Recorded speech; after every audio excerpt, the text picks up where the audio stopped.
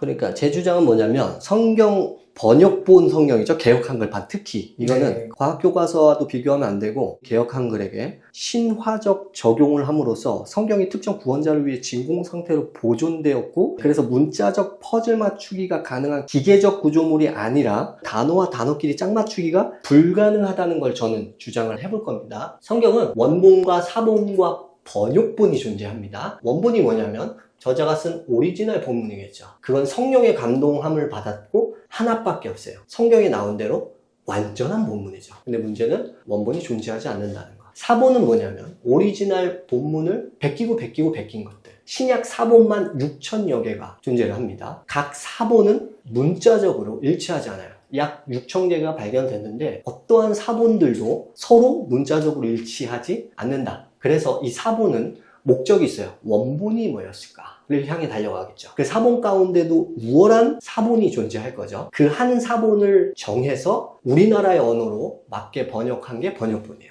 번역본은 사본을 각 나라의 언어로 해석을 한 거죠. 수많아요. 한국에만도 되게 많죠. 개역 한글 개정, 새번역, 공동번역, 현대어, 현대인 어떤 특정한 사본을 골라서 한글로 바꾸기 때문에 사본의 해석에 따라 번역본은 변화가 되겠죠. 성령에 영감된 완벽한 성경은 원본밖에 없어요. 이걸 초기 원형이라고 해요. 우리가 보는 번역본은 현재도 수정 중에 있어요. 신약 28판이에요. 지금 신약 29판이 나올 건데 예수님이 그것을 보시고 크게 분노하사 이게 이제 바뀔 거예요.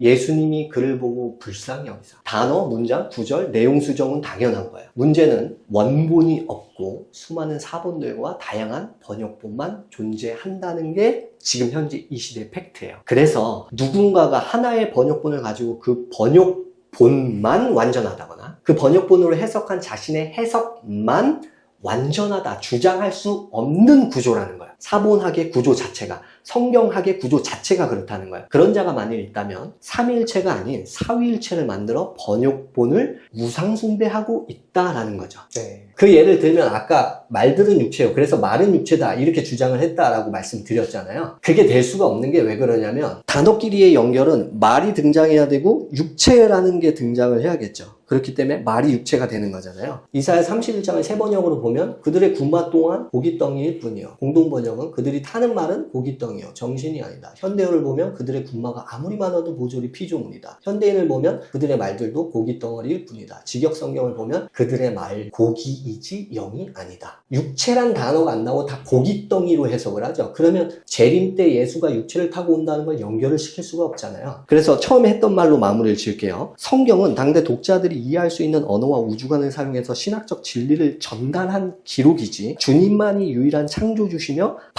반다신론적인 그 개념이 들어간 책이지 성경은 과학책도 아니고 문자와 문자끼리 연결할 수 있는 진공 상태로 그 원래의 원문의 언어가 보존되었던 그런 퍼즐 맞추기식 책도 아니다 라고 볼 수가 있다라는 거죠. 해석되는 번역본들의 예를 한번 들어보죠. 아하시아 나이가 22살입니까? 42살입니까? 사울의 통치 기간은 아예 히브리 본문에는 나와 있지 않습니다. 아담까지 AD 빼고 BC만의 연대를 보면 마소라 사본이 BC 4000년 나오고 72년과 사마리아 사본은 BC 5500에서 6000년 나와요. 다윗 인구를 계수할 때 사무엘 하에서는 이스라엘만 80만이 나오고 역대상에서는 이스라엘만 110만이 나옵니다. 성경 번역이 다른 경우가 있어요. 욥기 23장 10절에서 그러나 내가 가는 길을 그가 하시나니 그가 나를 단련하신 후엔 내가 정금같이 나오리라. 연단 후에 정결케 함이라는 의미를 갖고 있죠. 세관점에서는 시험하면 죄 없이 완전하게 드러날 것이다 라고 바뀌고 있어요. 새번역 버전이에요. 하나님을 내가 발 한 번 옮기는 것을 다 알고 계실 터이니 나를 시험해보시면 내가 흠이 없다는 것을 아실 수 있으련만. 욥기 8장 7절은 네 시작은 미약하였으나 네 나중은 창대하리라. 이건 희망과 축복의 약속인가요? 아니면 잘못된 새 친구의 신학적 충고인가요? 에스겔 28장 14절 너는 기름 부음을 받는 덮는 그룹이며 새번역에는 나는 그룹을 보내어 너를 지키게 하였다. 주체가 케룹인가요? 아니면 아담인가요? 과학 교과서로 적은 게 아닌 경우는 토끼는 되새김질을 하지 않아요. 눈 참고 오박 참고는 하늘에 없어요. 해가 하늘 끝에서 하늘 끝까지 해가 운행하지 않아요. 창세기 1, 2장이 서로 다릅니다. 1장은 식물, 동물, 사람, 사람이 끝에 가 있죠. 2장은 사람, 식물, 동물, 사람이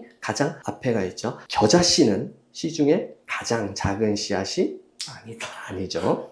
하나님의 말과 저자의 말을 나누는 경우도 있어요. 고전 7장 10절은 하나님의 말씀이다. 이혼하지 마 라고 얘기하죠. 고전 7장 12절은 주의 명령이 아니야 라고 얘기하고, 고전 7장 25절은 바울의 의견이야, 내 의견이야, 사람의 의견이야, 그러니까 결혼하지 마라 라고도 얘기합니다. 해가 뭐 끝까지 움직인다 이거를 그 구절에서는 해를 목자라고 할 수는 없으니까 뭐라고 하냐면은 실제로 해도 은하의 중심을 두고 있지 않냐. 맞아요. 태양계 관점이 아니라 우주적 관점에서 설명을. 네, 그렇게 보긴 하더라고요. 저도 좀 궁금해하긴 해서 한번 질문을 좀 해보겠습니다. 그 하나님께서는 성경을 완벽하게 보존하지 않으셨다는 건데, 그럼 왜 세상의 학자들은 완벽함에 가까워지려고 노력을 하는 것인지, 그렇게 해서 얻는 건 무엇이고, 분명 문맥을 통해 하나님을 알아가는 데는 지장이 없을 텐데 왜 굳이 지금 번역 상태로만 줘도 될 거를 계속 이렇게 수정을 해가는 것인지 궁금합니다. 보고 있는 번역본을 만약에 맥락대로 연결하면 맥락끼리 서로 연결을 해주기 때문에 스토리가 나오기 때문에 그건 문자적으로 연결할 필요는 없잖아요. 네. 그렇기 때문에 완전하다라고 생각을 하고, 완전하다라고 얘기할 때는 성경에는 0이 있고 그 0이 스토리를 제시한다라고 저는 생각을 해요. 그런 맥락에서 봤을 때 성경은 완전하다. 근데 사본학에 대한 관점에서 봤을 때 완전한 건 원본밖에 없고 사본과 번역본은 현재 변형되고 있다. 그건 팩트고 사실이 맞다. 왜 변형되고 바뀌고 있냐? 원본에 맞춰서 가장 정확했던 본문이 뭐였을까? 그걸 찾기 위해서 학자들이 지금까지 가고 있다는 거죠. 근데 그 원본은 없고 결국 사본과 번역본이 원본을 향해 계속 수정되고 있다는 건 완벽함을 향해 달려가고 있다 라고 볼 수 있겠죠. 그러면 질문을 바꿔야 된다고 생각해요. 왜 하나님이 원본을 감추어 두셨나? 라고 물어봐야죠. 정리를 하자면 지금까지 나온 번역본만으로도 하나님의 뜻을 이해하고 성경의 문맥을 아는 데 지장은 없지만, 그럼에도 하나님이 성령의 감동을 받은 것은 원문이기 때문에 거기에 가까워지려고 노력을 하는 것이고, 신천지처럼 지금 현재 성경을 단어를 짝 맞추게 할 정도는 아니다. 단어와 단어끼리 짝을 맞추기 위해서는 성경이 지금 변화되지 않고 원본이 그대로 유지가 되어져 있어요. 왜냐하면 원본이 성령 영감을 받은 거니까.